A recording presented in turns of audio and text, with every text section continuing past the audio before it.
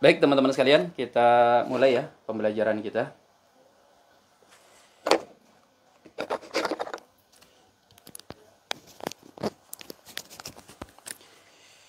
Bismillahirrahmanirrahim. Assalamualaikum warahmatullahi wabarakatuh. Alhamdulillahi rabbil alamin. Wassalatu wassalamu ala nabiyyina Muhammadin wa ala alihi washabbihi ajma'in, amma ba'du. Ikhwas sekalian, kita masuk ke kaidah yang kelima, yang mana ini kita berarti belum ada setengah pembahasan ya. Dari kitab yang kita pelajari, Qawaid Fiqhiyah ini, kita baru sampai di kaidah yang kelima. Sedangkan kitab ini membahas tentang 20 kaidah. Kemarin anak komunikasi dengan pihak ini, Ma'had, tempat pembelajaran kita. Ini target kita harus khatam kitab ini di bulan November, ya, pekan kedua. Sedangkan kita ini kan sudah belajar setengah tahun lebih nih kayaknya. Dan kita baru sampai di kaidah yang kelima. Tersisa 15 gitu ya.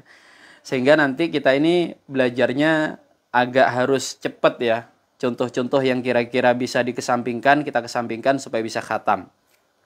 Jadi kalau antum anak ajak ngebut, kemudian mabuk di tengah jalan, jangan salahkan supirnya aja nih.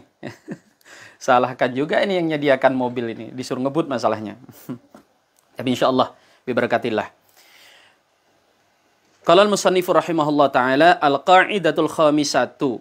Kaidah yang kelima. Al-adatul muhakkamatun. Adat, kebiasaan, itu bisa jadi hukum.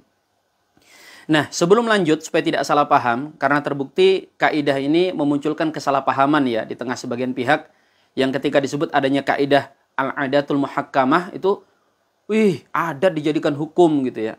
Berarti adat masyarakat kita yang rusak itu gantikan syariat dong gitu. Kan ada yang begitu kan? Sehingga menganggap bahwa ini adalah kaidah yang abal-abal gitu ya. Padahal kaidah ini termasuk yang disepakati oleh jumhur gitu.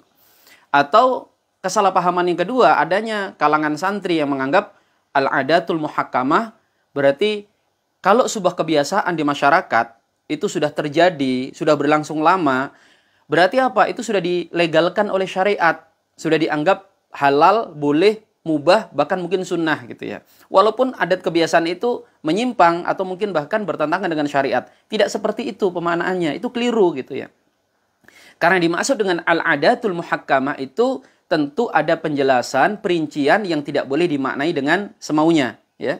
Makanya ngaji teman-teman sekalian. Kan kadang orang itu suka begitu kan, memusuhi sebuah kaidah padahal kaidah itu dirumuskan di atas dasar yang jelas, yang terang, yang kuat gitu, karena dia tidak tahu gitu. Makanya ngaji. Antum kalau nggak tahu sesuatu itu jangan musuhi dulu, dipelajari, dikenali, baru kemudian diambil kesimpulan gitu ya.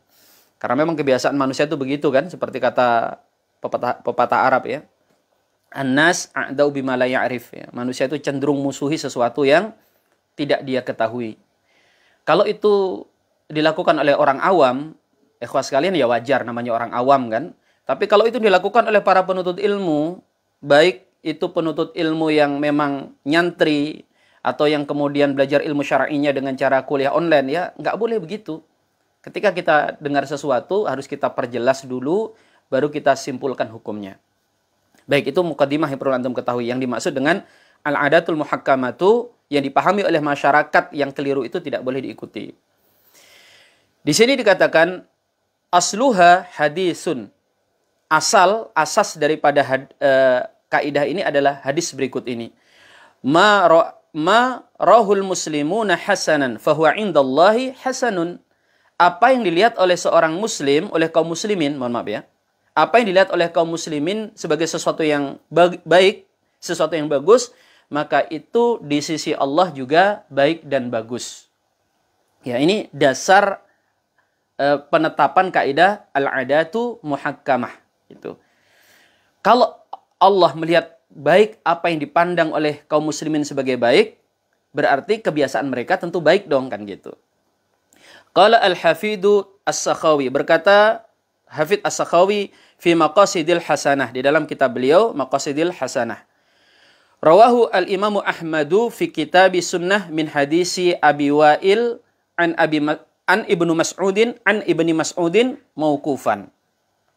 Hadis ini diriwayatkan oleh Imam Ahmad di dalam kitab beliau yang bernama Kitab As-Sunnah dari hadis Abu Wa'il yang beliau mendapatkan dari Ibnu Mas'ud radhiyallahu anhu secara mauqufah. Hadis mauquf itu hadis yang disandarkan kepada sahabat ya. Jadi lebih kuatnya dia ini bersumber dari sahabat bukan dari Nabi sallallahu alaihi wasallam. Itu pengertian hadis mauquf. Dalam Mandhumah Baikuniyah bagaimana itu? Wa ma adaftahu ila ashabi min qaulin wa fi'lin fahuwa mauqufun zukin, gitu ya. Wa mursalun minhu sahabiyun saqat wa qul gharibun marawarawin saqat marawarawin faqat wa ma adaftahu ila ashabi min qaulin wa fi'lin fahuwa mauqufun zukin wa mursalun minhu sahabiyun saqat wa qul gharibun marawarawin faqat. Ya, masih ingat ya Mandhum Baikuniyahnya? Itu artinya adalah apa yang kalian sandarkan kepada sahabat itu adalah mauquf. Ya, hadis mauquf namanya. Dari perbuatan, dari ucapan gitu. Kemudian dan hadis mursal adalah yang dia yang dia sahabatnya gugur. Jadi hadis itu langsung loncat dari tabi'in ke nabi, sahabatnya gugur, enggak disebutkan gitu ya. Dan hadis gharib adalah hadis yang diriwayatkan oleh satu rawi saja. Ya. Hadis mauquf berarti hadis yang disandarkan kepada sahabat. Wawahima man azahu li musnadi Imam Ahmad. Maka wahamlah mereka yang mengatakan ini ada dalam musnad Imam Ahmad. Jadi hadis ini diriwayatkan oleh Imam Ahmad tapi bukan dalam musnadnya, tapi dalam kitab beliau, kitab As-Sunnah, bukan dalam kitab musnad Imam Ahmad. Qala Ajluni, berkata Al-Imam Ajluni, fahuwa mauqufun hasanun, dan dia adalah hadis yang mauquf yang hasan. Fa akhrajahu Al-Bazzar wa Toyalis. Hadis ini diriwayatkan oleh Imam Al-Bazzar dan juga Imam At-Toyalis wa Tabrani wa Abu Nuaim fi Hilyah, dan juga Imam Abu Nuaim dalam kitab beliau Hilyatul Auliya. Wal Baihaqi dan Imam Baihaqi fil I'tiqad, di dalam kitab beliau Al-I'tiqad. Ani bin Mas'ud aidan, juga dari Sayyiduna Abdullah ibn Mas'ud juga gitu ya. Intaha mulakhasa, dan selesailah penjelasannya sampai di sini ya, secara ringkas. Wa alam anna i'tibaral urfi wal 'adati ruji'a ila fil fiqhi fi masaila la ta'uddu kasiratan. Dan ketahuilah bahwa telah terambil ya dalam masalah uruf dan adat itu hukum-hukum fikih dalam masalah yang tidak terhitung banyaknya. Jadi kaidah ini bisa luas sekali cakupannya karena nanti akan langsung bersentuhan dengan perkara-perkara yang tidak diatur secara tegas dan jelas dalam syariat, maka uruf ya, kebiasaan dan adat itu akan memberikan solusi gitu. Famin dalik, dan dari contoh yang seperti itu, aqallul haidi wan nifasi wa tuhri wa ghalibuha. Seperti ukuran sedikitnya haid, sedikitnya nifas, masa suci, dan juga kebiasaan haid itu sendiri. Ya. Kan kita ketahui, ikhwas sekalian, bahwa haid itu tidak boleh seseorang yang sedang haid untuk mengerjakan sholat, puasa, begitu juga dengan nifas gitu ya. Tetapi ukuran banyak sedikitnya tentang haid itu dan juga termasuk kebiasaannya itu akan dikaitkan dengan al-adah, kebiasaan, ya, kebiasaan daripada si pelakunya. Makanya bahasan haid ini bahasan yang lumayan rumit. Banyak pihak yang kemudian kadang tidak tepat dalam menjelaskannya, dan sempat kan terjadi adanya pro kontra antara beberapa pihak gitu ya, mengomentari dai terkenal yang membahas tentang haid gitu. Tapi intinya bahwa masalah ini teman-teman sekalian itu pun tidak satu ragam pendapat ya. Contohnya misalnya masalah batasan 15 hari untuk maksimal haid gitu ya. Itu kan tidak disepakati, itu versi Syafi'iyah. Ya, sedangkan versi mazhab yang lain nanti ada ukuran yang berbeda, dan semuanya mengacu kepada kebiasaan ya. Kebiasaan itu menjadi panduan atau acuan yang sangat kuat. Dan bukan waktunya kita untuk membahas di sini. Wa ghalibuha wa aksaruha, dan umumnya lazimnya haid dan nifas, dan juga banyaknya haid dan nifas. Wa dhabitu qillati wal kasrati fi dhabbah, dan juga masalah menambal bagi wadah yang itu lobang. Ini kan sudah kita bahas ya di pertemuan yang lalu, bahwa hukum menambal wadah yang terbuat dari perunggu atau dari besi gitu dengan emas dan perak. Jelas bahwa menggunakan emas dan perak sebagai wadah itu hukumnya haram. Tapi kalau untuk menambal dan jumlahnya sedikit kan dibolehkan.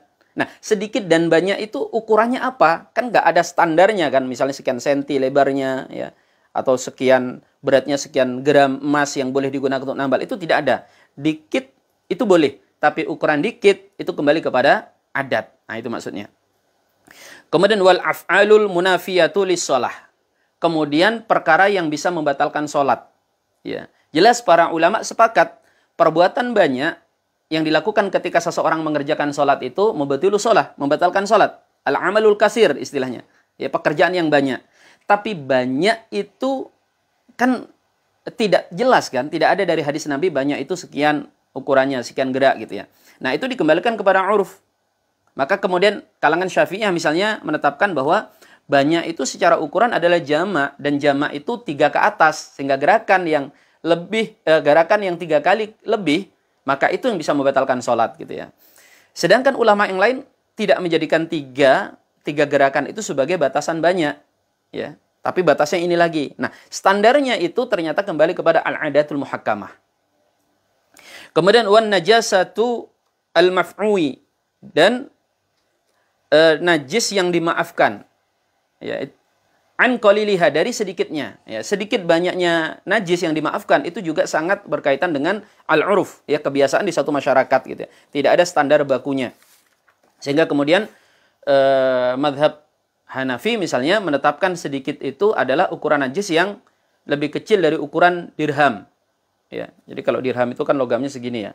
Jadi kalau lebih kecil dari ini gitu ya, seginilah ya. Itu dianggap sebagai najis yang dimaafkan gitu ya. Sedangkan di mazhab Syafi'i tidak seperti itu udah gede itu ya. Dan seterusnya.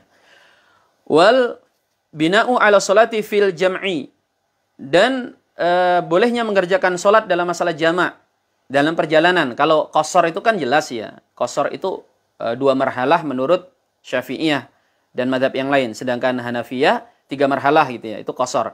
Tapi kalau jamak itu bahkan kan membolehkan safar yang pendek, safar yang dekat. Nah, yang dekat ukurannya itu yang membolehkan jamak itu kan dikembalikan kepada uruf, dikembalikan kepada kebiasaan.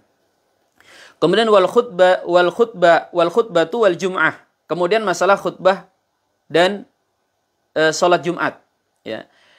Antara salat Jumat dengan khutbah itu kan tidak boleh dipisah dengan sesuatu yang aktivitas yang banyak, harus aktivitas yang sedikit, ya. Nah, sedikit banyak itu apa kebiasaannya, ya. Bisa jadi di satu masyarakat cepat karena mimbarnya dekat, dia turun beberapa tangga langsung mimpin sholat gitu kan. Atau sebaliknya di sebagian masyarakat yang lain seperti di wilayah Mesir gitu ya, khatib itu naiknya di atas mimbar yang di atas, itu letaknya di atas gitu kalau di sana. Nah, itu turunnya kan lebih jauh gitu ke bawah. Bisa jadi dia ke bawah juga masih nyiapin sesuatu dan sebagainya. Nah, itu walaupun ukurannya sedikit tidak boleh dipisah dengan hal yang banyak, kembali kepada uruf. Kemudian wa bainal ijab wal qabul. Demikian juga jeda antara ijab dan qabul, baik dalam jual beli ataupun dalam nikah ya. Ya, lazimnya kalau di kita nikah, karena jual beli enggak adalah yang melakukan ijab qabul gitu ya. Nah, itu tidak boleh dijeda oleh waktu yang lama. Harus dalam waktu yang singkat. Nah, singkat dan lama itu, ya waktu sedikit dengan waktu yang banyak itu kembali kepada uruf ya. Dan di Indonesia sangat ketat sekali kan. Itu langsung seketika, bahkan biasanya ditandain dengan sama penghulunya atau sama yang walinya ditekan gitu kan. Ya, langsung seketika gitu. Taib wa fi ihrazil malil masruq, dan masalah penjagaan harta yang dicuri. Ini contohnya kasus di masa lalu ya, atau mungkin di masa hari ini. Misalnya kalau ada pencuri ditangkap, itu hartanya bisa diambil. Hartanya diambil lagi kan. Misalnya dia mencuri motor atau mencuri ternak. Nah, itu ditaruh di mana barang yang sudah dirampas oleh aparat atau oleh warga yang sudah mengambil harta dari pencuri tersebut. ya dikembalikan kepada uruf lah. Kalau itu hewan misalnya mungkin ditaruh di kandang. Kalau itu motor mungkin ditaruh di bengkel atau di mana di gudang dan sebagainya gitu. Tidak ada ketentuan, tapi yang jelas syariat mengatur harta yang dicuri dan kemudian berhasil diambil kembali itu harus diamankan. Nah, syariat tidak mengatur secara detail pengamanannya dengan cara seperti apa, gitu ya. Kemudian fi raddu tarafil hadiyati wa adamihi. Kemudian masalah batasan menolak pemberian hadiah, ya, dan ketidakbolehannya. Ini kan kita ketahui teman-teman sekalian ada aturan bahwa siapa qadhi atau pejabat pemerintah itu tidak boleh menerima hadiah. Tidak boleh menerima hadiah. Tapi nanti akan ada aturan kan, kecuali kalau dia memang kebiasaannya sudah menerima hadiah. Gitu. Misalnya si fulan beliau sudah terbiasa mendapatkan hadiah dari tetangganya itu dikasih roti atau mungkin kalau hari raya dikasih parcel dan sebagainya. Nah, begitu dia setelah menjabat itu dianggap dia boleh menerima dari si fulan itu karena sudah kebiasaannya dia menerima sebelum jadi qadhi gitu kan. Kemudian kalau dia tidak terbiasa, dia nggak biasa dapat itu terus dapat dari orang yang nggak biasa ngasih, maka nggak boleh. Kan diatur gitu ya. Nah, ini contohnya yang disebutkan qadhi ya. Untung bukan dosen gitu. Nah, tapi kayaknya belum ada deh yang ngasih hadiah antum nih. Paling hadiah lek aja. Nah, itu bagaimana gitu ya. Itu bisa juga antum menggunakan kaidah ini gitu ya. Saya biasa kalau dapat hadiah kok gitu ya. Dapat hadiah dari siswa gitu dan itu nggak ada kaitannya dengan nilai. Itu bisa juga kaidah ini diterapkan ya sekalian. Jadi nggak hantam kromo ya. Hadiah haram gitu kan. Kenapa? Karena itu tadi ada hadis Nabi yang melarang menerima hadiah gitu. Atau hadiah boleh gitu, ambil, sikat, lalu perlu kemudian wajibkan beri hadiah dengan alasan apa? Hadiah kepada guru itu mabrur gitu ya. Ya berarti ditimbang dulu dengan al-adatul muhakkamah. Ini di masyarakat ini kebiasaannya memberi hadiah ini tulus atau tidak? Kalau di zaman dahulu tentu nggak ada ulama yang mengharamkan memberikan hadiah kepada guru. Kalau orang dulu itu ngasih hadiah kepada guru itu tulus, tanpa kepentingan, gitu kan? Sedangkan hari ini bisa jadi ya ngasih hadiah supaya nilainya didongkrak. Antum tiba-tiba transfer pulsa gitu kan ke anak supaya apa? Supaya nilainya dibagusin. Ya.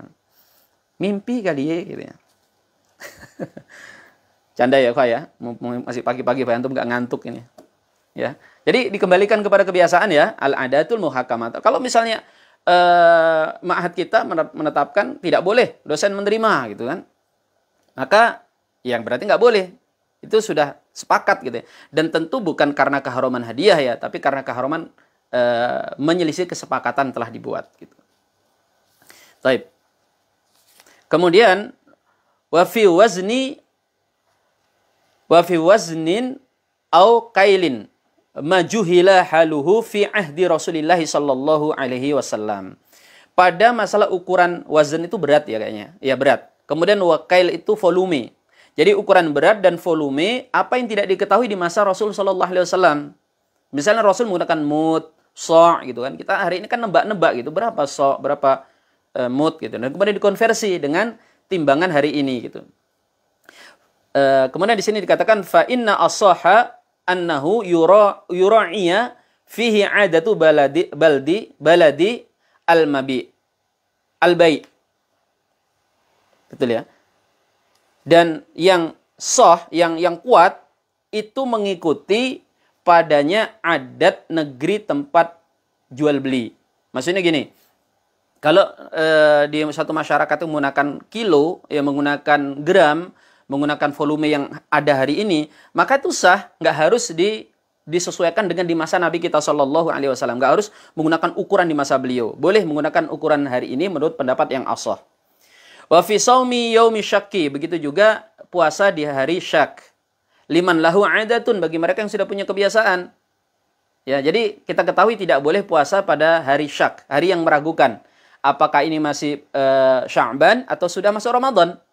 Itu nggak akan boleh. Tapi bagi mereka yang sudah punya kebiasaan puasa itu kan dibolehkan, gitu kan. Nah, di sini berarti apa? Adat punya peran dalam menetapkan hukum. Itu. Wa fi qaulil qadi al-hadiyata mimman lahu 'adatun.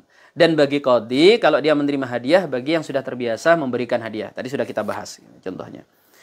Qala Zarkashi, dan berkata Imam Zarkashi rahimahullahu taala, lam yu'tabar asy-Syafi'i al-'adatu fi surataini. Dan tidak menganggap Syafi'i adat, ya, kebiasaan itu pada dua perkara. Jadi Imam Syafi'i menurut Imam Az-Zarkashi itu menganggap kalau adat tidak punya peranan di dua kasus berikut ini. Nggak boleh dipakai gitu ya. Tapi pendapat ini nanti dianulir oleh mayoritas Syafi'iyah. Apalagi jumhur gitu, nggak dipakai gitu ya. Tapi kita sebutkan di sini. Fal'ula istisna'u sunna'il alladhina jarrat 'adatuhum bi annahum la ya'maluna illa bi ujratin. Istisna'u itu orang yang buat sesuatu berdasarkan pesanan. Misalnya kita pesan kursi, tolong saya buatkan meja, atau kemudian buatkan saya tas gitu ya. Itu apa? Yang mereka itu biasanya alladzina jarat adatuhum, yang mereka ini berlaku secara kebiasaan, mereka ini tidak mendapat, mereka tidak bekerja sampai diberikan ujroh gitu kan. Qala Syafi'i, idza lam yajri istijarun lahum la yastahiquna syai'an. Nah, Syafi'i mengatakan kalau dia tidak diberikan upah, ya, dia tidak diberikan upah, maka dia tidak berhak untuk mendapatkan sesuatu, ya. Maksudnya gini, kalau Syafi'i mengatakan orang yang dengan sistem pesanan itu dia baru bekerja kalau dia sudah diberikan upah, gitu kan. Sedangkan di masyarakat kita kan nggak begitu ya. Kalau pesan nanti sudah jadi baru dibayar, gitu. Ngerti ya? Kan gitu kan? Saya pesan buatkan kursi, nanti kursi jadi baru dibayar, gitu. Atau juga nasi goreng itu, Ustaz. Iya, nasi goreng juga ya berarti ya. Mang, pesan nasi goreng ya. Bukan cuma nasi goreng, Aki. Nasi kuning, ya. Pecel gitu ya. Pagi-pagi ngomongin itu lapar gitu. Gitu. Nah, ini kalau pakai Syafi'i kan repot kan? Ya. Bagi kita untuk pesan nasi goreng, diem aja penjualnya. Loh, Mang, kok nggak dikerjain? Mana duitnya gitu ya. Itu maksudnya. Taib. Kemudian yang kedua, asaniyatu adamu sihhatil bai'i al-mu'attah. Tidak sahnya jual beli secara mu'attah. Mu'attah itu nggak ada akad, itu tadi akad ijab qabul ya. Syafi'i mengharuskan ya bahwa dalam jual beli itu diharuskan adanya akad ya. Mungkin untuk antum yang tinggal di Jawa tidak banyak ya, misalnya, Pak saya beli ini, oh ya saya jual gitu, ada serah terima. Tapi kalau di Kalimantan teman-teman sekalian, apalagi Kalimantan Selatan itu kental sekali. Ya itu Pak beli ya, kalau bahasa kecil beli ya, oh ya jual gitu, ada transaksinya. Nah, itu kenapa? Karena Imam Syafi'i itu menetapkan begitu, harus jual beli itu harus ada ijab kabul, tidak boleh al-mu'attah ya. Alal mansusi wa in jarrat 'adatu ba'da Syafi'i bi fi'lil mu'attah ya. Atas perkara yang khusus, meskipun di masa setelah Imam Syafi'i itu kebiasaannya nggak begitu gitu. Setelah Imam Syafi'i itu orang biasa aja jual beli dengan cara mu'attah ya. Subhanallah ya. Begitulah syariat agama kita ini. Nah, tapi di sini dikatakan wa in kana al-mukhtaru khilafahu fi suratain. Meskipun pendapat yang terpilih dalam mazhab Syafi'i itu menyelisihi hal ini ya. Jadi kalangan ulama Syafi'iyah memilih pendapat yang berseberangan dengan Syafi'iyah. Nah, di sini teman-teman sekalian jadi jawaban gitu ya, bahwa bermadzhab itu tidak sesederhana prasangka sebagian orang. Apalagi kemudian menuduh ketika kita tidak menggunakan pendapat Imam Syafi'i, berarti apa? Tidak konsisten dalam bermadzhab. Ini tuduhan yang jahil sekali. Ada yang ngomong kayak gitu kan? Syafi'i mengharamkan ini, Syafi'i tidak membolehkan itu. Kok kalian tetap melakukan ini dan itu gitu ya? Padahal misalnya kasusnya dalam masalah mengirim pahala kepada orang meninggal dunia. Dia katakan Syafi'i itu tidak membolehkan gitu ya. Tidak membolehkan, kok kalian membolehkan gitu. Berarti kalian ini bukan Syafi'iyah, kalian itu Taimiyah misalnya. Karena Ibnu Taimiyah dalam hal ini membolehkan gitu. Unik ya, agak kebalik gitu ya. Ibnul Qayyim itu termasuk membolehkan gitu. Dan kalangan Hanabilah membolehkan kirim pahala kepada orang meninggal dunia. Tapi Anda menuduh kalangan Syafi'iyah yang membolehkan membaca Al-Quran untuk orang meninggal dunia sebagai orang yang tidak konsisten terhadap mazhab Syafi'i, itu, atau lebih buruknya ya, loncat sana loncat sini, itu tuduhan yang ngawur, tuduhan tidak berdasar gitu ya. Yang pertama harus dipahami apa perkataan makna Imam Syafi'i yang beliau berpendapat tidak sampai gitu ya. Tidak sampai itu bukan berarti tidak boleh. Itu menurut kalangan Syafi'iyah ya. Yang tahu perkataan Imam Syafi'i itu tentu ulama-ulama Syafi'i, bukan antum yang dari luar gitu kan. Yang kedua, Berbedakan antara Imam Syafi'i dengan Syafi'iyah sebagai sebuah raksasa keilmuan gitu yang berhimpun di satu tempat yang namanya mazhab Syafi'i. Itu harus dibedakan gitu. Dan itu biasa sekali dalam mazhab Syafi'i, kadang suatu pendapat dikesampingkan, diambil pendapat yang lainnya gitu kan. Baik itu Imam Syafi'i atau Imam Nawawi atau Imam Rafi, itu biasa. Siapapun yang belajar fikih mazhab akan tahu itu gitu ya. Ini teman-teman sekalian. Nah, ini buktinya pendapat Imam Syafi'i dalam dua hal ini ya, beliau mengatakan tidak dipakai, nggak digunakan ya oleh kalangan Syafi'iyah itu sendiri gitu ya. Qalahu syarihu rahimahullahu taala, dan berkata sang pensyarah kitab ya, pensyarah ini berarti Imam Suyuti dalam kitab beliau Mawahibus Saniyah. Taib. Kemudian selanjutnya wa yata'allaqu bihadhil qa'idati mabahas, dan berkaitan dengan kaidah ini beberapa bahasan-bahasan berikut ini. Jadi ada beberapa hal yang perlu diperhatikan terkait dengan kaidah ini. Yang pertama, fima yasbutu bihil adatu.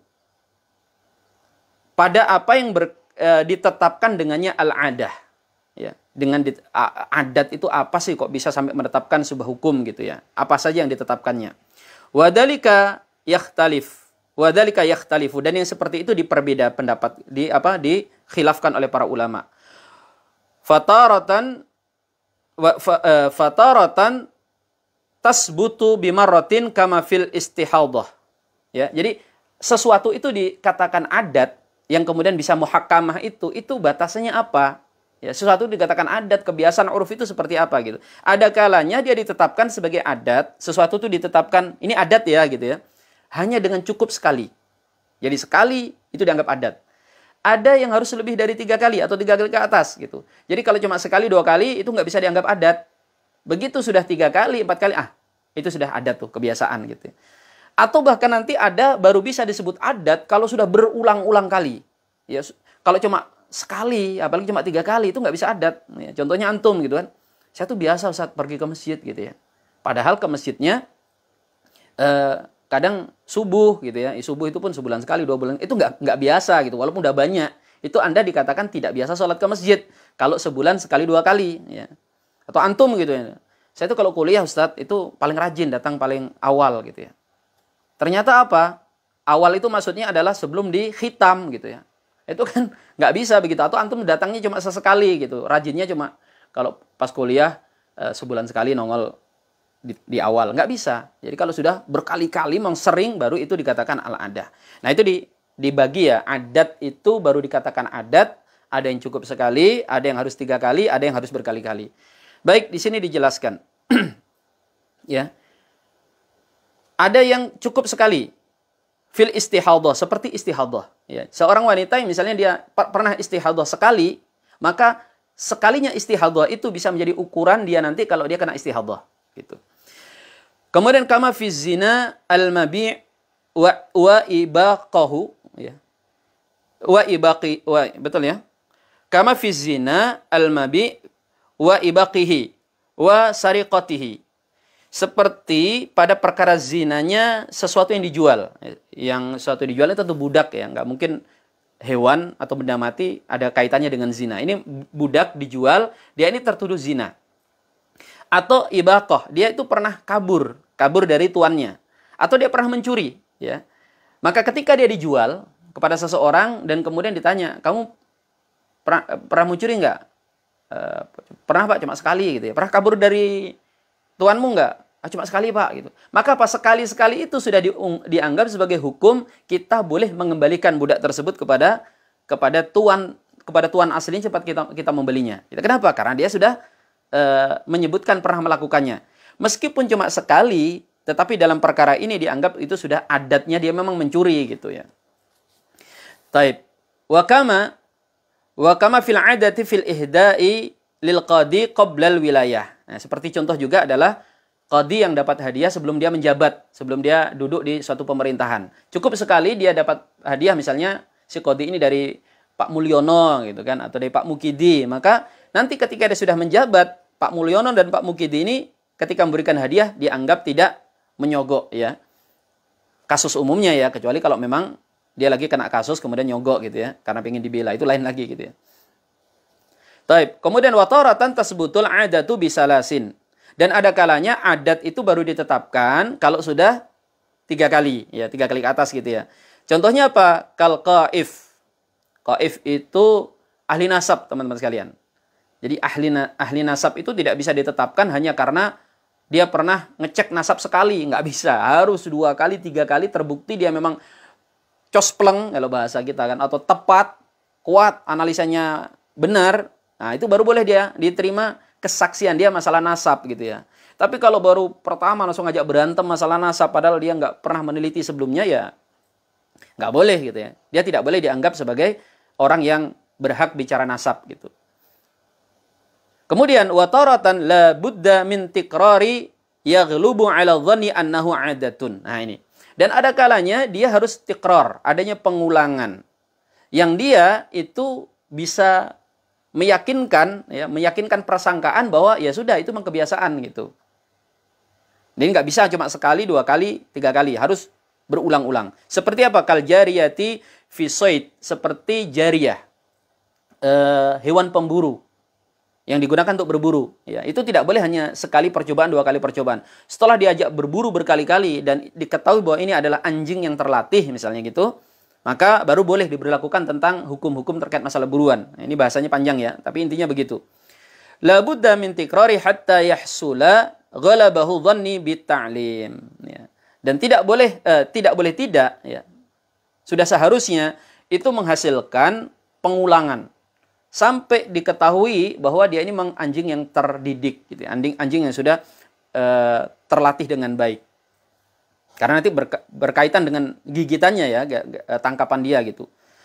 Wa ka ikhtari dik lil awqati kama qala Zarkashi. Atau seperti memilih waktu yang itu ditetapkan dengan bunyi bunyi dik, ayam jago. Ayam jago itu kan bisa jadi penanda waktu kan. Dia berkokok, oh ini sudah fajar nih. Nah itu nggak boleh ayam jago yang baru sekali 2 kali. Dia harus berkali-kali dia berkokok. Itu memang bertepatan dengan waktu misalnya fajar gitu. Atau berapa menit lagi fajar baru dia berkokok gitu ya. Maka itu boleh dijadikan penanda gitu. Kalau tidak boleh, tidak boleh gitu ya. Wa ka ikhtari hali sabi qabla al-bulughi bil mumakasati fil bai'i wa nahwihi. Ya. Atau masalah ikhtar kita, pemilihan penetapan kita tentang mumakasah. Mumakasah itu ditahan dari seorang anak kecil yang dia ini masih kecil, belum rushd, ya belum cukup otaknya lah, ya akalnya belum sempurna dalam masalah harta. Ini kaitannya kan gitu kan. Kalau anak kecil gitu tiba-tiba jual beli, teman-teman sekalian, itu nggak boleh anak itu langsung kita iakan, harus diuji dulu gitu kan. Harus diuji bahwa dia ini memang sudah terbiasa jual beli. Ya, nggak boleh tiba-tiba ada anak kecil dia bawa HP bapaknya jual ke antum terima, itu nggak boleh. Ya, harus sudah antum ketahui anak kecil ini memang disuruh bapaknya atau memang dia sudah berkali-kali kita ketahui bahwa dia memang biasa jual barang-barang gitu ya. Gitu. Itu ukurannya nggak bisa sekali 2 kali gitu ya. Ini kenapa kok orang ini jual mobil anak masih umur 12 tahun diterima? Kemarin habis jual Pak di mobil gitu. Ya kemarin tuh belum bisa, siapa tahu itu mobil kakaknya, sekarang mobil bapaknya gitu kan. Nggak boleh, kecuali kalau dia sudah kebiasaan punya showroom gitu ya si anak ini. Kemudian fayukhtaru hatta yaghluba ala dhanni rushdahu ya. Dan dia itu tidak boleh ya diputuskan sampai memang sudah diketahui, oh ya sudah ini memang dia sudah rushd gitu ya, sudah lurus orangnya ini. Anaknya sudah bukan lagi anak yang tidak layak untuk diterima persaksiannya. Intinya begitu. Dia harus berkali-kali. Kemudian al-mabahasus tsani, bahasan yang kedua. Innama yu'tabarul 'adatu idza taradat. Fa in ittarabat fala. Ya. Jadi adat itu dianggap kalau dia sudah terus-menerus gitu. Kalau dia hanya sifatnya sesekali, maka itu tidak boleh dianggap sebagai adat ya.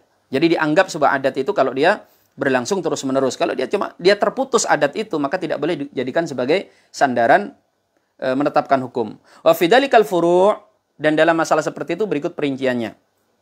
Minha ba'a, tadi kan sudah dijelaskan ya bahwa adat itu sekali, 2 kali, 3 kali, lebih gitu ya. Sekali, 3 kali, dan berkali-kali. Dan ini dijelaskan bagaimana kalau adat itu terputus, maka dia tidak boleh dianggap. Ba'a bidarahima, ya, ba'a bidarahima, ya betul, bidarahima wa atlaqa. Nazala ala naqdil ghalib.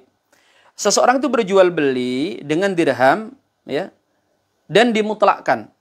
Nuzulan ala naqdil ghalib, maka dia itu ditetapkan sesuai dengan dengan mata uang yang sudah biasa ada di masyarakat tersebut. Falau ittarabat al-adah fi baladi wajabal bayan. Tapi kalau di suatu negeri, itu mata uang itu banyak, ada dolar, ada euro, ada rupiah gitu ya, maka dia harus ditabyin, dijelaskan. Saya beli Pak, beli dengan dolar atau pakai rupiah gitu kan. Tapi kalau sudah seperti kasus di pertama tadi, sudah kebiasaannya pakai mata uang tertentu, ya sudah nggak perlu diperjelas. Ya. Kayak kita di Indonesia kan, pakai rupiah gitu kan. Pak, saya beli motornya pakai dolar atau rupiah, itu nggak perlu. Kalau kita sebut harga misalnya 28 juta, itu maksudnya 28 juta rupiah, bukan 28 juta dolar, kan nggak mungkin gitu ya. Tapi kalau memang di situ mata uangnya ada banyak, seperti kasus di masa Islam dahulu, masih ada mata uang Persia, Romawi, dan juga ada yang dibuat oleh ini pemerintah Islam, maka boleh, maka mengharuskan ditabyin gitu. Wajib ditabyin. Wa illa ya batulul bai'u. Kalau tidak maka batallah jual belinya gitu. Wa minha, dan darinya kasusnya, idza ghalabat muamalatu bi jinsin minal urud au naw'in minhu. Kalau ada sebuah muamalah jual beli yang itu sudah terbiasa dengan satu komoditi tertentu dan jenis tertentu, ya, in sarafas saman ilahi indal itlaq, maka akan diarahkan harga itu kepada jenis atau bentuk barang komoditi itu, gitu ya. Contohnya gini, saya beli beras Pak, gitu ya, beli beras. Nah, di situ sudah terbiasa kalau yang dimaksud beras itu adalah beras misalnya dengan harga sekian, ukuran sekian, bukan yang premium lah, yang standar rakyat. Maka apa? Dipahami ya dengan beras itu tidak boleh dialihkan gitu ya. Tidak boleh dialihkan dari beras ke beras ketan atau beras Arab dan sebagainya. Seperti apa? Fil asahi kan naqdi, seperti sahnya, yaitu dibolehkan ya. Sah seperti dalam masalah nukut tadi. Ya, biasanya pakai rupiah ya nggak usah ditabyin. Sama, siapa beli beras gitu ya. Berapa? 15.000 gitu ya. Udah begitu, walaupun ada macam-macam beras, tapi kalau kebiasaannya adalah beras dengan kriteria tertentu, maka itu sah walaupun tidak ditabyin. Ini beras rojolele, ya, produksi dari sawah Cianjur, ya, nggak harus seperti itu. Baik, kemudian fawaidu, beberapa faidah. Al-ula fi ta'arudil urfi ma'a syar'i. Kalau ada ta'arud antara kebiasaan dengan syariat. Nah, ini kan gimana? Kalau kita orang awam dihadapkan ada syariat bertentangan dengan adat. Komennya gimana? Oh iya, jelas syariat lah. Mana boleh kita meletakkan syariat di bawah adat gitu ya. Makanya ngaji teman-teman sekalian, supaya nggak salah paham. Di sini nanti akan dijelaskan, ada adat didahulukan daripada syariat. Ya, ada syariat didahulukan daripada adat. Kalau kita nggak ngaji ya salah paham kan. Karena kita pasti mikir nggak mungkin agama dikalahkan sama adat. Masalahnya cara Anda berpikir itu tidak sesuai dengan kaidah gitu ya. Anda salah paham tentang apa itu adat. Anda juga tidak mengerti tipikal syariat itu seperti apa. Syariat yang bagaimana yang dalam tanda kutip dikalahkan dengan adat gitu ya. Ini artinya hati-hati teman-teman masalah kaidah ini. Taib. Di sini dikatakan kalau bertentangan ini antara adat dengan syariat, maka apa? Akan ada dua perincian. Ya, tadi sudah disebutkan. Wal muradu bil urfi, dan yang disebut dengan uruf di sini, adat ya, uruf itu kebiasaan atau adat, kata lainnya, urful istimali minan nasi li syai'in, yaitu kebiasaan yang sudah biasa digunakan oleh manusia. Biasanya manusia memang memaknai seperti itu, memahami seperti itu. Itu adalah uruf atau adat. Jadi bukan adat istiadat ya, salah paham. Bukan adat istiadat masyarakat setempat, bukan begitu. Ini kebiasaan yang disebut adat atau uruf ini. Wal muradu bisyar'i, dan yang dimaksud dengan syariat, Ya, yang itu supaya nggak gagal paham, bukan hukum agama tentang wajibnya sholat, terus kebiasaan masyarakat ninggalin sholat, bukan begitu. Yang dimaksud dengan syariat adalah lafduhu, adalah lafadznya, lafadz syariat, bukan hukum syariat. Ya, baik. Baik, setelah jelas ini dimaksud syariat adalah lafadz, bukan hukum. Yang disebut uruf atau adat adalah kebiasaan, ya, yang dikenal oleh masyarakat gitu ya. Di sini disebut bi anna warada fil kitabi aw sunnati tasmiyatu dzalika li syai'in fihi. Karena kenapa? Karena di dalam kitab Al-Qur'an dan di dalam sunnah itu disebutkan penamaannya seperti itu. Misalnya apa? Kata sayyarah. Sayyarah itu dalam Al-Qur'an ada nggak? Ada, ya. Ya khuda kulla sayyarah itu ada, ya. Safinah juga ada. Nah, apakah arti kata safinah? Apakah arti kata sayyarah? Itu. Safinah maupun sayyarah di di dalam Al-Qur'an dimaksud adalah kapal atau perahu. Sedangkan kita hari ini mengenal namanya sayyarah itu apa? Mobil gitu. Ini kan nanti akan mana yang mau dipakai dalam penetapannya gitu kan. Itu maksudnya teman-teman sekalian, nama yang dipakai bukan hukum. Wa ta'aruduhuma ala nau'aini, dan ta'arud pertentangan antara adat dengan syariat ini, bahasa syariat ini terbagi menjadi dua kategori. Nah, itu tadi yang sudah Anda sampaikan. Ada adat yang didahulukan daripada syariat, ada syariat yang didahulukan dari adat. Yang pertama, di mana adat dikuatkan daripada syariat. Ahaduhuma, ya, salah satu dari keduanya. Alla yata'allaqa bi syar'i hukmu. Bi syar'i hukmun. Sesuatu yang dari syariat itu yang tidak berkaitan dengan hukum. Ya. Fayuqaddamu alaihi urfu istimal. Maka didahulukan dalam hal ini adalah penggunaan uruf. Ya. Jadi ini nggak berkaitan sama hukum yang ada dalam Quran dan hadis. Kemudian dia ta'arud, bertentangan dengan kebiasaan yang dipakai oleh masyarakat. Maka uruf didahulukan. Ya. Contoh ini. Falau halafa la yakula lahman lam yahnas bisamaki. Ya. Kalau seseorang bersumpah, aku tidak akan makan daging. Tapi kemudian dia makan ikan. Ya, dia makan ikan, maka dia tidak dianggap melanggar sumpah. Kenapa? Karena kebiasaan masyarakat kita, ya, kebiasaan masyarakat kita menganggap bahwa ikan itu bukan daging. Yang dimaksud daging kambing, daging sapi, daging rusa kan gitu ya. Sedangkan ikan itu bukan daging gitu ya. Sedangkan dalam syariat ikan itu dianggap sebagai bagian daripada daging. Ya, jadi pahami ya. Di sini mana yang didahulukan? Yang didahulukan adalah uruf. Ya, ada orang bersumpah tidak makan daging tapi makan ikan. Ya, dia nggak melanggar. Ya, karena uruf memaknai ikan bukan daging. Wa in sammahullahu lahman, walaupun Allah menamakan ikan itu sebagai daging. Au halafa la yajlisu ala bisatin. Ya, gitu ya. Atau seorang bersumpah tidak akan duduk di atas bisat, lantai. Au tahta saqfin, atau di bawah saqf, di bawah atap. Au fi du'is siraj, atau tidak akan duduk di bawah penerangan. Jadi ada orang sumpah, aku tidak akan duduk di lantai, tidak akan duduk di bawah atap, dan aku tidak akan duduk di bawah penerangan gitu. Maka apa? Lam yahnus, dia tidak dianggap melanggar sumpah bil julusi 'alal ardi, dengan sebab duduk di lantai. Ya, dia duduk di bumi, di tanah. Wa in samahallahu bisato, walaupun Allah Subhanahu wa taala menamakan bumi itu sebagai bisato, sebagai lantai, ya. Kan gitu kan dari surah An-Naba. Wajah ardo bisato, ya. Bumi itu sebagai lantai. Kemudian juga kemudian wala tahtas sama wa in samahallahu saqfa, atau dia duduk di bawah langit. Ya kan, duduk di bawah langit itu juga dinaungi langit kan, tidak dianggap melanggar sumpah meskipun langit dinamakan oleh Allah dengan saqfa, sebagai atap gitu ya.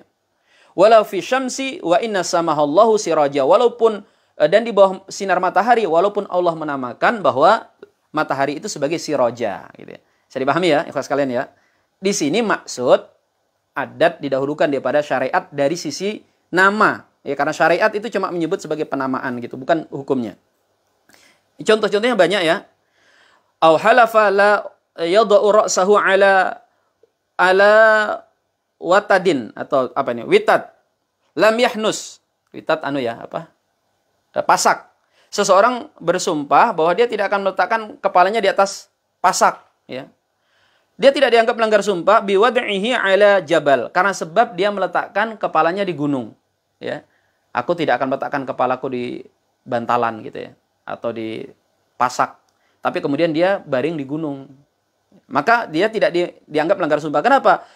Karena walaupun gunung disebut Jibala Autada gitu, gunung sebagai autad, tapi secara uruf gunung itu bukan pasak gitu ya. Au halafa la yakul maitah au daman, atau orang bersumpah dia tidak akan makan bangkai atau darah. Lam yahnas, maka dia tidak melanggar sumpah bisa maki wal jaradi wal kabidi wa tohal. Maka dia tidak melanggar sumpah ketika dia makan ikan, belalang, jantung atau hati. Walaupun itu semua disebut sebagai bangkai dan darah gitu ya. Fakudima al-urfu fi jam'i dzalik, maka didahulukanlah al-urf, adat ya, kebiasaan atas semua kasus-kasus yang seperti itu. Li'annaha ustu'milat gitu ya, dimajhulkan ya. Karena itu semuanya digunakan fi syar'i tasmiyatan. Di dalam syarat itu hanya sekedar namanya saja, bukan hukum. Bila ta'alluki hukmin wa taklifin, dan tidak berkaitan dengan hukum dan beban syariat. Baik, kita agak cepat aja nih. Wa na'usani, dan sekarang yang bagian yang kedua, yang mana berarti syariat didahulukan. An yata'allaqa bihi hukmun, yang berkaitan dengan hukum. Maka apa? Fayuqaddamu ala urfi istimal. Maka dia didahulukan syariat ini dari uruf yang digunakan biasanya oleh masyarakat gitu. Misalnya apa? Fala halafa la yusalli lam yahnas illa bidatir ruku'i was sujud. Kalau seseorang misalnya bersumpah, aku tidak akan sholat gitu ya. Maka dia tidak melanggar sumpah sampai dia melakukan rukuk dan sujud. Jadi aku tidak akan sholat, dua sumpah aku nggak akan sholat nanti ini gitu ya. Dia tidak melanggar sumpah hanya gara-gara sebab berdoa. Padahal doa itu kan secara uruf apa? Secara uruf bahasa kan itu termasuk sholat kan? Ya. Atau bersolat kepada Nabi, itu juga sholat gitu. Tapi menurut syariat yang berkaitan dengan hukum, sholat itu adalah pekerjaan yang diawali dengan takbir, ya, kemudian diakhiri dengan salam gitu. Maka dia tidak melanggar sumpah. Maka dalam hal ini syariat didahulukan. Au halafa la yasumu lam yahnas bi mutlaqil imsak, ya. Au halafa la yankihu hanasa bil akdi la bil wata'i. Atau misalnya orang yang dia bersumpah dia tidak akan puasa, maka dia tidak melanggar sumpah hanya gara-gara dia tidak makan dan minum gitu ya. Dan contoh-contoh yang lain teman-teman, contoh ini sangat banyak ya. Sangat banyak dan bukan cuma yang disebutkan dalam kitab ini. Nanti bisa dibaca sendiri ya. Kita langsung loncat ke paragraf yang selanjutnya. Walau kana lafdu yaqtadil umuma wa syar'u yaqtadi takhsis u'tubira gitu ya, dimajhulkan ya. U'tubira khususu syar'i fil asah. Kalau ada lafaz yang dia sifatnya umum, lafaz ini maknanya umum dan syariat itu memaksudkan dengan sesuatu yang khusus, maka yang diambil itu adalah perkara khususnya syariat dalam pendapat yang kuat. Ya. Misalnya contoh, langsung kita ambil contoh supaya nggak bingung antum. Falau halafa la ya'kulu lahman lam yakhnas bil maitah. Kalau seseorang bersumpah tidak akan makan daging, maka dia tidak melanggar sumpah dengan sebab makan bangkai. Itu tadi bangkai ikan atau bangkai belalang. Au asa li aqaribihi lam tadkhul warasatuhu. Kalau misalnya seseorang dia berwasiat kepada kerabatnya bahwa dia tidak masuk kepada ahli warisnya. Amalan bitakhsisi syar'i idza la wasiyatu liwarisin. Maka yang dipakai adalah ketetapan syariat, ya. Tetap dia harus dihitung secara apa? Secara orang yang berhak untuk dapat warisan, kecuali idza la wasiyata liwarisin. Kalau dia memang tidak dapat wasiat secara khusus gitu ya. Kecuali kalau dia sudah dapat wasiat, ini ada bagi wasiat bagi waris, oh dia dapat sekian gitu. Terus dia ngomong itu jangan lagi dikasih ya, maka itu diberlakukan ya. Maka betul dia nggak dapat pembagian lagi karena sudah dapat wasiat. Tapi kalau dia nggak dapat wasiat, maka yang dipakai adalah hukum syariat, bukan apa yang ditetapkan oleh wasiat tersebut. Taib. Kemudian al-faidatu tsaniyah, faidah yang kedua. Fi ta'arudil urfi ma'al lughah. Nah, ini sekarang kalau tadi ta'arud antara uruf sama syariat, ini uruf dengan bahasa. Ada pertentangan gitu ya. Dan ini kan banyak ya di masyarakat ya. Kayak kata motor. Motor itu kalau kita secara uruf ya kendaraan roda 2 yang pakai motor itu gitu ya.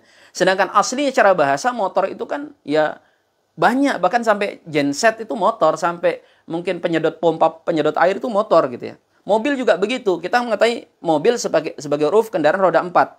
Tapi mobil itu HP itu juga mobil gitu ya, mobile gitu. Nah ini bagaimana kalau ada ta'arud dalam masalah itu dalam penetapan hukum seperti apa? Dikatakan di sini haka sahibul kafi wajahaini fil muqaddam. Maka berkatalah pemilik kitab Al-Kafi ya, Abu Abdullah Ibn Zubair itu mengatakan ada dua wajah, ada dua pendapat dalam masalah ini, mana yang didahulukan. Ahaduhuma, yang pertama mengatakan ilahi dhahabal qadil Husain. Ini adalah pendapat yang dipegang oleh Qadi Husain. Al-muqaddamul haqiqatul lafdiyatu amalan bil wad'i lughawi. Maka yang didahulukan menurut Qadi Husain itu adalah hakikat lafaz ya, yang digunakan dengan meletakkan dengan mengesampingkan secara secara bahasa. Jadi yang dikuatkan adalah hakikat lafaz. Hakikat lafaz dari yang dipakai oleh suatu masyarakat gitu. Wasani, dan yang kedua alaihil al-Baghawi ya, yang ini dipegang oleh Imam al-Baghawi, al-muqaddamu ad-dalalatul urfiyah. Ya, kalau yang tadi lafaz didahulukan. Sedangkan ini yang didulukan adalah petunjuk daripada kebiasaan. Li'anal arfa yahkumu fi tasrifati la siyama fil aiman ya. Karena uruf itu dijadikan sebagai hukum dalam masalah penetapan, bahkan dalam masalah urusan sumpah-sumpah, khususnya dalam perkara sumpah gitu ya. Dia berkata Qadi al-Imam al-Baghawi, falau dakhala daru sadiqi ya, falau dakhala daru sadiqihi faqadima ilaihi ta'amah. Jadi kalau ada seorang masuk ke rumah temannya. Ini kasus yang kemudian menyebabkan karena ada perbedaan pandangan tadi, mana yang didulukan antara bahasa dengan kebiasaan. Ini ada kasus ini, nanti hukumnya jadi berbeda. Ada orang masuk ke rumah temannya, lalu dihidangkan makanan. Famtana'a, kemudian dia nggak mau makan. Jadi dia nggak mau makan makanan tersebut. Faqal, maka tuan rumah tersinggung, dia mengatakan, Illam ta'kul fa imra'ati taliq. Kalau engkau tidak mau makan, tak cerai istriku. Ya. Ini aneh juga ya, apa salahnya istrinya? Jadi nggak mau makan tamunya, yang kena imbas istrinya gitu. Mungkin gara-gara masakannya aneh gitu kan. Ini nasi kuning, tapi nasinya warnanya pink gitu kan. Kalau kamu nggak mau makan, tak cerai istriku gitu ya. Kemudian yang terjadi apa? Fakharaja walam yakul. Maka dia keluar, tamu ini memang dia nggak mau makan gitu, sampai nggak makan gitu. Nah, di sini bagaimana hukumnya? Apakah wanita tadi istrinya tercerai atau tidak? Di sini katakan summa qadima fil belum selesai ya. Summa qadim, kalau dia pergi nggak balik-balik lagi, ya jelas kebiasaan dan bahasa itu tercerai istrinya. Ya. Tapi ini nggak kasusnya. Summa qadima fil yaumi tsani, dia datang lagi di hari yang kedua. Isi tamu ini balik lagi gitu. Faqadama ilahi, kemudian ketika dipersilakan makan, ilahi dalika, makanan yang sama. Ilahi dalika ta'am, fa'akala, dia makan. Nah ini gimana coba? Disuruh makan, zahirnya dia nggak makan di hari pertama. Tapi secara bahasa dia kan makan. Dia kan makan, tapi dari kedua. Uruf dan bahasa bertentangan gitu ya. Apakah istri tadi tercerai atau tidak? Maka di sini kembali kepada tadi kaidah tadi, mana yang dipakai, pendapat siapa yang kita ikuti gitu ya. Fa'alal awal la yakhnus. Kalau menggunakan pendapat Qadi Husain ya enggak jatuh sumpah. Kenapa? Enggak jatuh talak. Karena makan itu secara bahasa dia makan kok gitu. Wa 'alal sani, tapi kalau kita ngikuti pendapat Imam Al-Baghawi yang mendahulukan uruf, itu yahnas, dia jatuh kepada sumpahnya. Kenapa? Karena dia yang dimaksud engkau tidak makan itu hari yang pertama. Ya gitu ya teman-teman sekalian ya. Dan contoh-contoh kasus yang lain ya. Pusing-pusing lah antum. Kemudian qala Ar-Rafi'i fi talaq, dan berkata Imam Ar-Rafi'i dalam masalah talak. Beliau mengatakan inna tatabaqa al-urfu wal wad'u fidaka wa in ikhtilafan kalamu ashabi yamilu ilal wad'i wal Imamul Ghazali wa Ruyan Imam Al-Ghazali di sini Imam ada wa ya, hilang di huruf wa-nya. Yuryani. Oh, bukan. Wal imam maksudnya Imam Haramain ini. Wal imamu wal Ghazali gitu ya. Wal imamu wal Ghazali. Ini maksud dengan imam ini Imam Al-Haramain.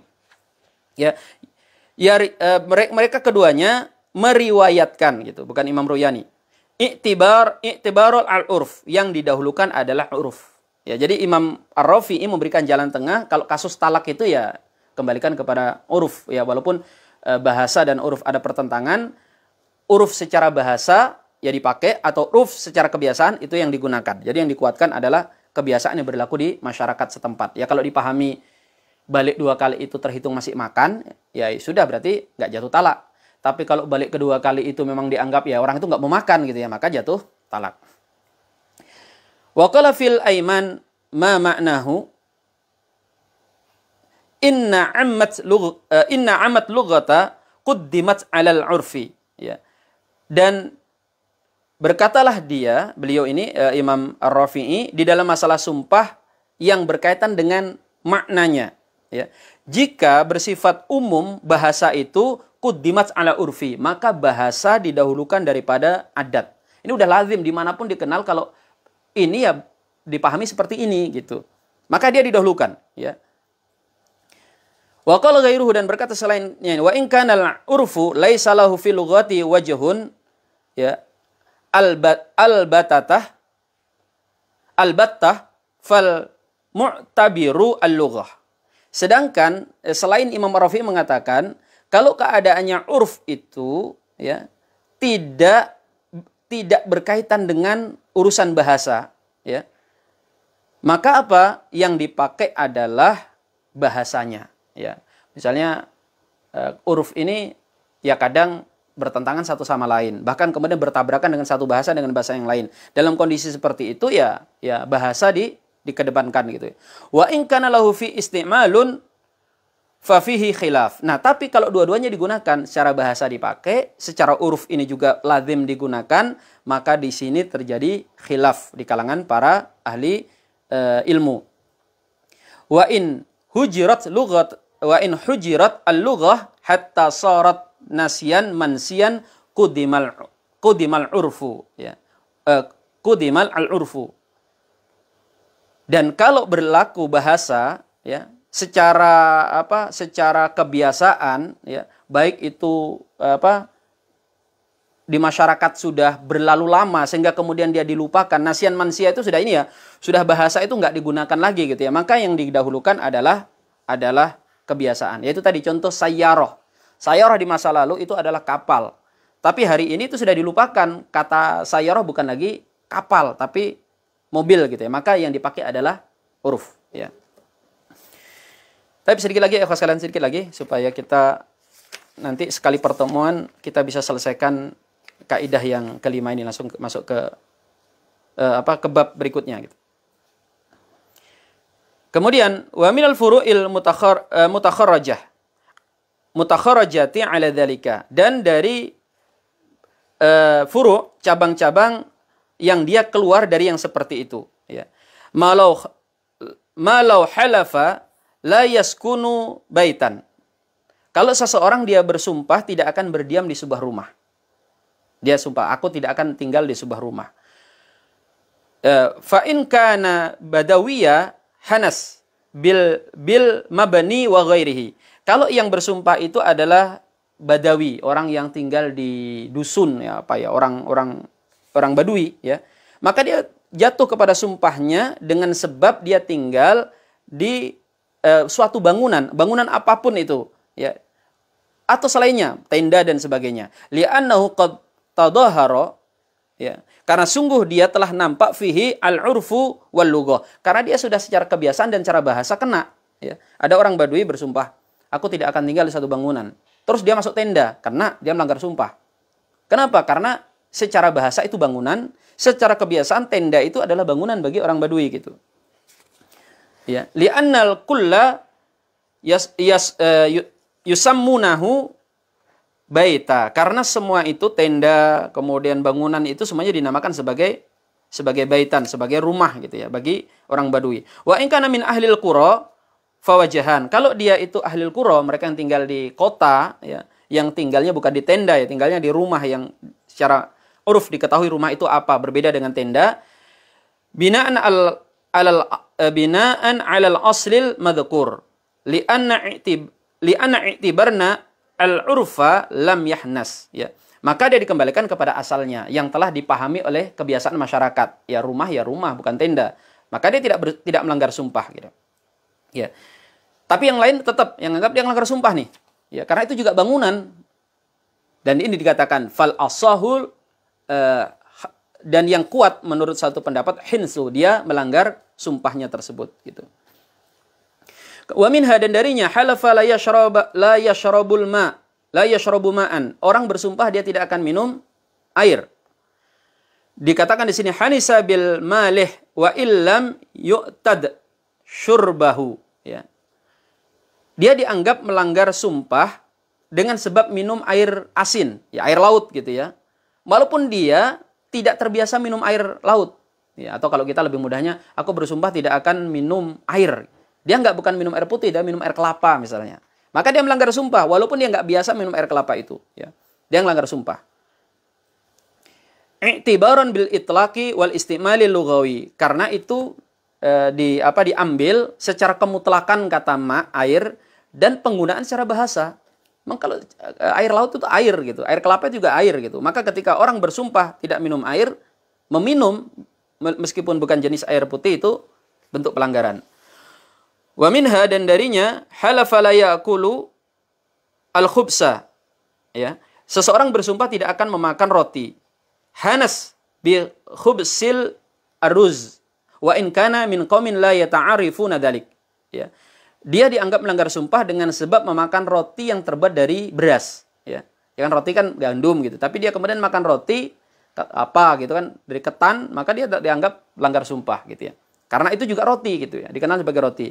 Li itlaqil ismi alaihi lughatan, karena kemutlakan secara bahasa atasnya penggunaan kata roti tersebut gitu ya. Baik, ikhwas sekalian, ini tanbih ini penting ya. Jadi kaidah-kaidah tadi yang kita jabarkan itu nanti akan diberikan ini catatan penting di tanbih ini, ada 2 tanbih, dan ini kita teruskan, kita lanjutkan di pertemuan akan datang. Baik, ikhwas sekalian, demikian yang dapat kita bahas di kesempatan kali ini.